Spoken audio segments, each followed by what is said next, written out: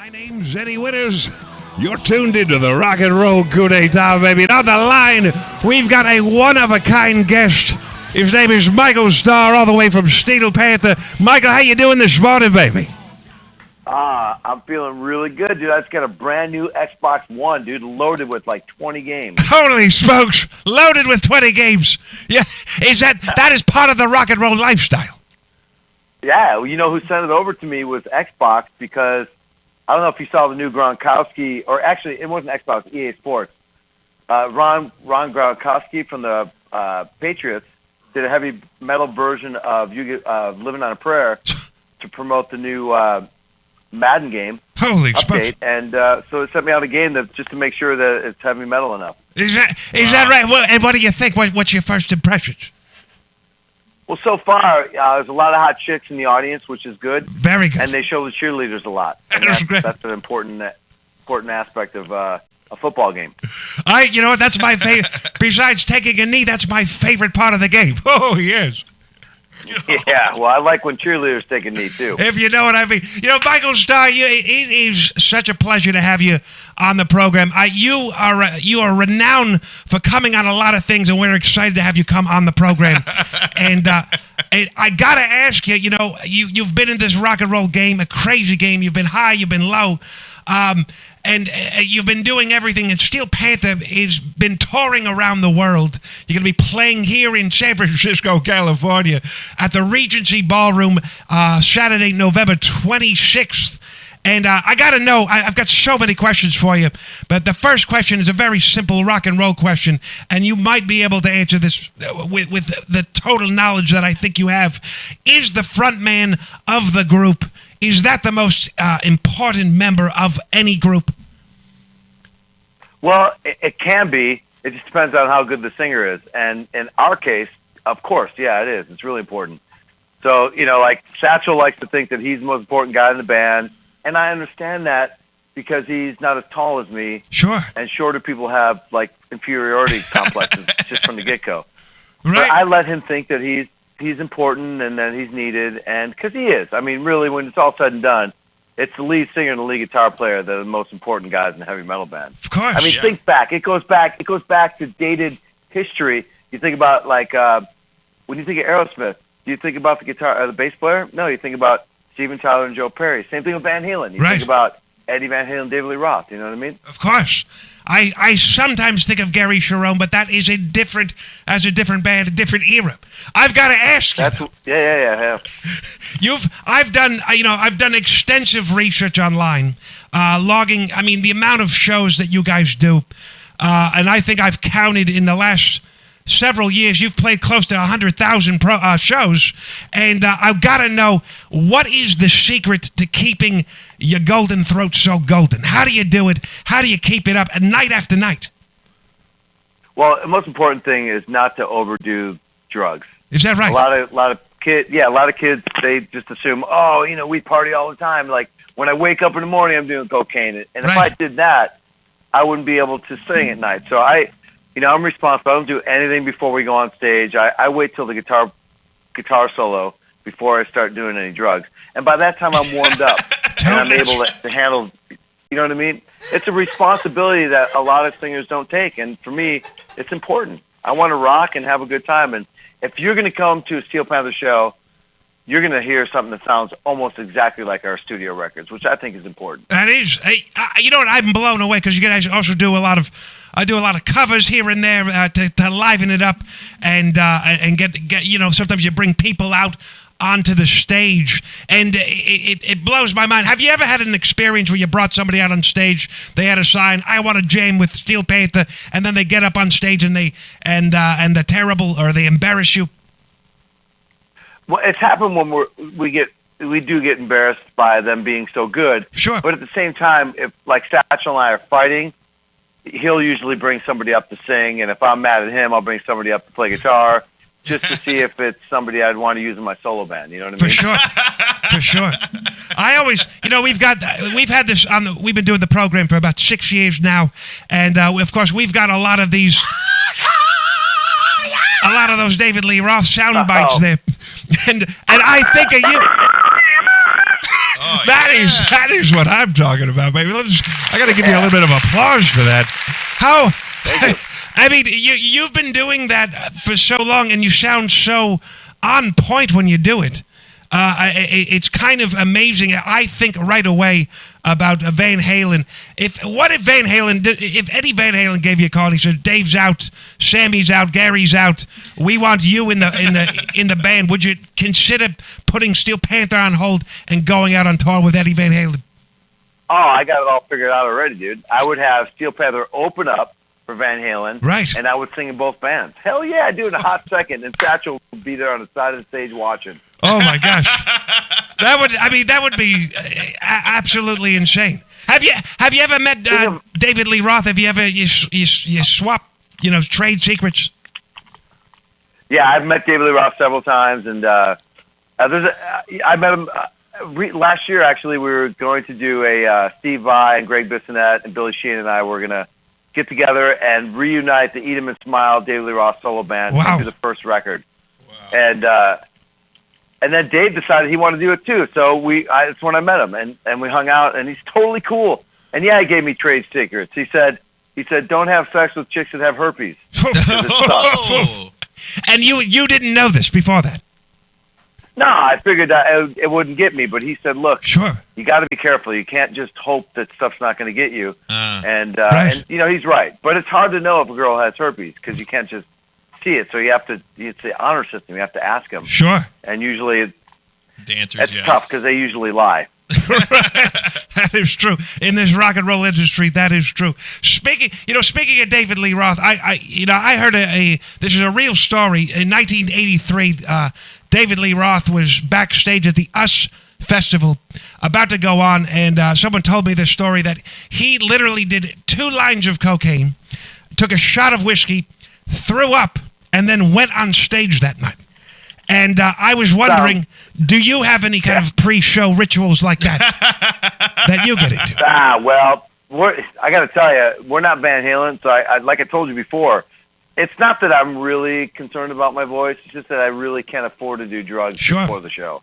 I have to wait till people either throw it on stage or give it to me for free. Right. But man, my ritual, for real, is I just try to get my body warmed up because, I'm not young anymore. I'm 51, dude. So my knees hurt, my ankles hurt. I got to get warmed up, drink a few beers, have just a couple shots, right? Jump up and down a little bit, sing a little bit, and just go out there and rock. I mean, it's not rocket science, dude. It's about having a good time and enjoying what you're doing. So if you enjoy singing and rocking, then you're just going to go out and enjoy it. I love it. That is great. It's exceptional. And you guys are putting out a new record. I read you're going to be doing a new album coming out in February. And of course, we played Chief's Tight, the classic Cheap Trick cover. Can you tell us a little bit about this record that's coming up and give us some insider secrets? Yeah, it's going to be a really great record. I have going in the studio today to complete some of the vocals on some of the extra tracks for our Best Buy CD. And it sounds great. It's really fun. It's a classic Steel Panther record, and I can't believe I'm even saying those words. Right. But it's like when you buy a donut and you like the flavor of the donut, and then you go back the next week and they change the recipe, you're going to be pissed. That's what we don't do. We don't change the recipe of Steel Panther. We still rock. We sing about what we love to do, which is to have sex with chicks and party. Sure. And be at a party. And that's what we do. And there's always going to be a heavy metal riff on a record, and this one does not let you down. You're going to dig it. It's a great record. I love it. Hey, let me ask you about the hooking up with Robin Zander of Cheap Trick. How did that whole thing come about? How did you guys decide to do that particular track? Well, that's one of Robin's favorite tracks, except he can't sing the high part that much anymore. Wow. So he asked me if I would come sing it backstage for him while they perform live. So I did that for a few weeks for him while he was having trouble with his voice. And then we got to know each other really well, and Styx came up with the idea of, hey, let's put out a cover song. We've never done it. We've been a cover band for like how long? 20 years maybe? Right. Let's put out and we were 20 years as a cover band, and then we got signed, and we said we're never playing covers again. And for the most part, we've still play them because that's what people want. Sure. But we never recorded one. So we thought, let's record one of our favorite bands, which is Cheap Trick. I grew up loving Cheap Trick. It's one of my favorite bands. Is that right? What other groups did you, help kind of form the Michael Starr's kind of, as your journey into rock and roll? Like, what other groups kind of influenced you? Boston, Journey, UFO, Deep Purple, Black Sabbath. And then, as I got a little bit older, I started getting into, early Rat, early Motley Crue, Sure. Dokken. And all through that whole time, all through that was Van Halen for me. Is that right? And Van Halen, I mean, obviously they're one of the greatest. When did you realize that you had a voice that was like a spitting image of, or you could do, David Lee Roth? When did you realize you could do those banshee screams? Well, I started a Van Halen tribute band with a good friend of mine, a couple good friends of mine, and we were called the Atomic Punks. And I couldn't do that scream at first. It took a long time of just yelling at my mom because she wanted rent. Of course. And I would start screaming like really loud. And I was able to develop that, especially with some of the girlfriends I had. They were total pains in the ass. Totally. So I would yell at them really high. And that's how I developed it. And I realized I could do it. That's incredible. I've seen online on YouTube, there's a lot of live shows of yours, and I believe the bootlegs is what they call them. And there's a lot of ladies that like to expose themselves, to show the breasts, do that kind of thing. It makes me, I see it a lot, especially in your videos. Is there a time where, you've seen so much breast that it kind of annoys you, where you're kind of like, okay, I've seen too much? Don't be silly, Eddie. I mean, you're like eating a quinoa, and you're like, all right, enough. Yeah. No. That's like somebody putting a New York steak in front of me and going, hey, are you sick of eating this? Oh, come on, man. I love pizza, I love steak, and I love pussy. Right. Yes. And everybody loves boobs. Everybody, even girls. I mean, we all sucked them when we were babies. Everybody loves boobs. That is right. Can't get enough of them. I will have to agree with you. And the judges, they also agree, of course. Thank you, judges. They are here. That's going to be 200 points for Michael Starr. So, I got to ask, and a lot of fans have emailed and wrote in. They all want to know, and I've got to know. I've made a career out of going backstage and being escorted away from backstage by many famous artists. And I've got to know, and fans want to know, what is it like backstage at a Steel Panther program? It's boring, dude. Is that right? People think that people think the backstage area where the band gets dressed is that's going to be really fun. It's not. The fun part's the tour bus. Is that That's right? the place you want to get on. Oof. Yeah, dude. It's like a moving hotel. Oof. Gosh. And do I need certain credentials to get on the tour bus? Yeah. You do. You need to either be holding drugs or have boobs and a vagina. Gosh. See? Wow. Looks, I've been going to the wrong parties this whole time. That's hey, and by the way, Eddie, if you have an after-show pass that has an R on it, sure, you're not getting on the bus. What's the R for? Road crew. Oh, yes. Oh. I duly noted, by the way. Wow. You don't want a road crew. You don't want that letter on there, man. You know what? I didn't even, you don't even let those guys on the bus. They're not even. Wait, Eddie, we'll let guys that have a G on their pass. You know what that's for? Is that for ladies? No, it's for Lexi. Oh, is that right? Yeah. I can help with Lexi's makeup. That'd be great. I need help with my own. Let me ask you a question. I guess we've seen a lot this week and last week. A big shakeup in American politics. Right. It has been crazy, and it made me think about. I'm going to be interviewing you this morning, and knowing how crazy a time it is right now in American history, does this does this make you think about, Michael Starr, I could run for president in 2020? Is that ever a consideration for you? Mm-hmm. Hell no. I don't want that responsibility.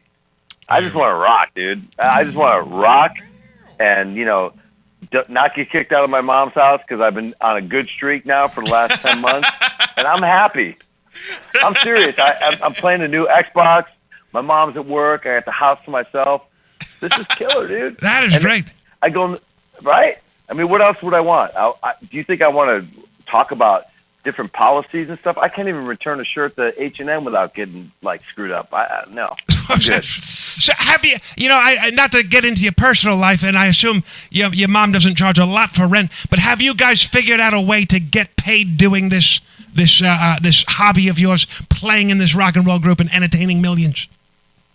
Eddie, we get paid, and we get paid very well. The thing is, we have a manager, an agent, a stylist, a hair colorist, road crew, monitor guys, light guys, sound equipment, stage, buses.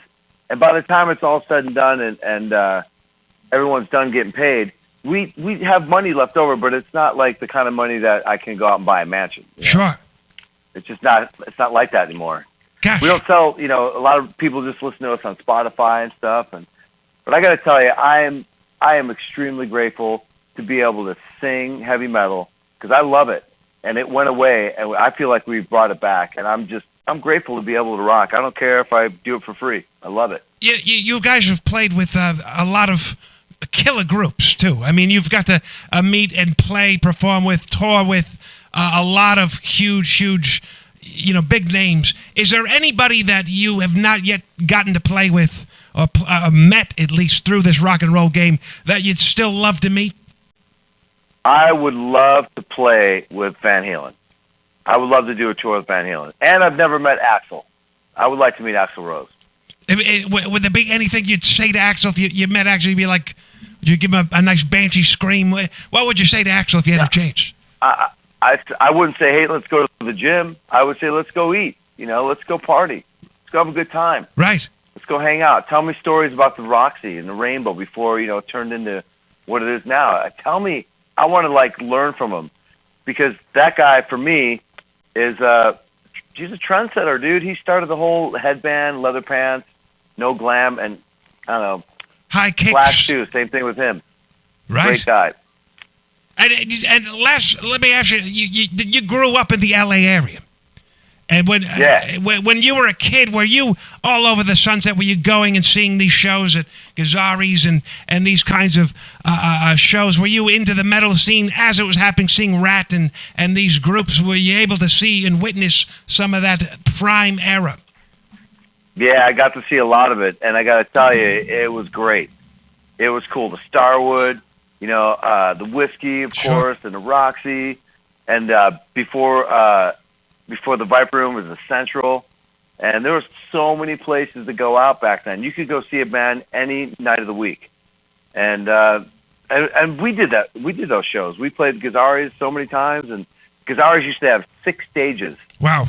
In the place, and once one band was done, the other one would start up on the other stage, and they'd rotate and do like 20 bands a night. It was pretty cool, man.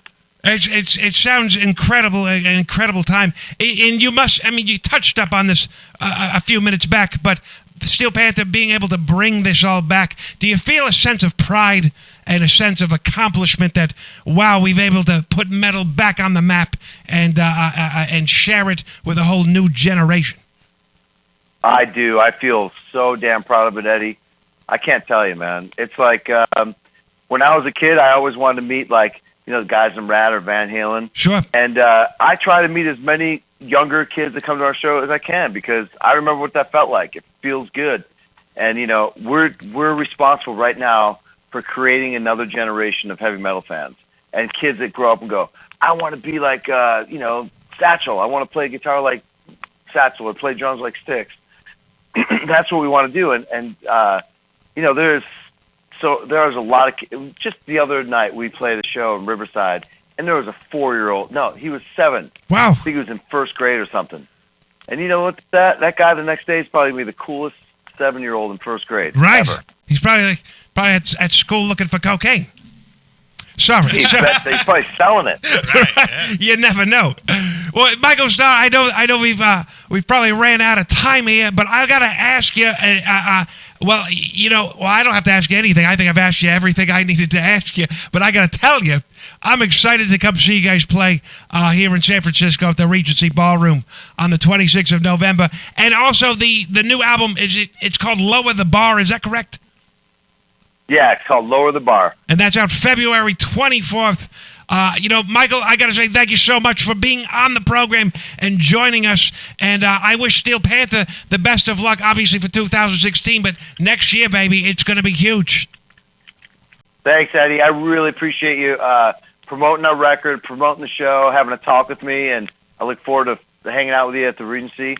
It'll be a good time, dude. San Francisco loves the Panther. I can't wait, baby. I'll make sure I got the right VIP pass when I get on that bus. Oh, yeah. Well, please make sure.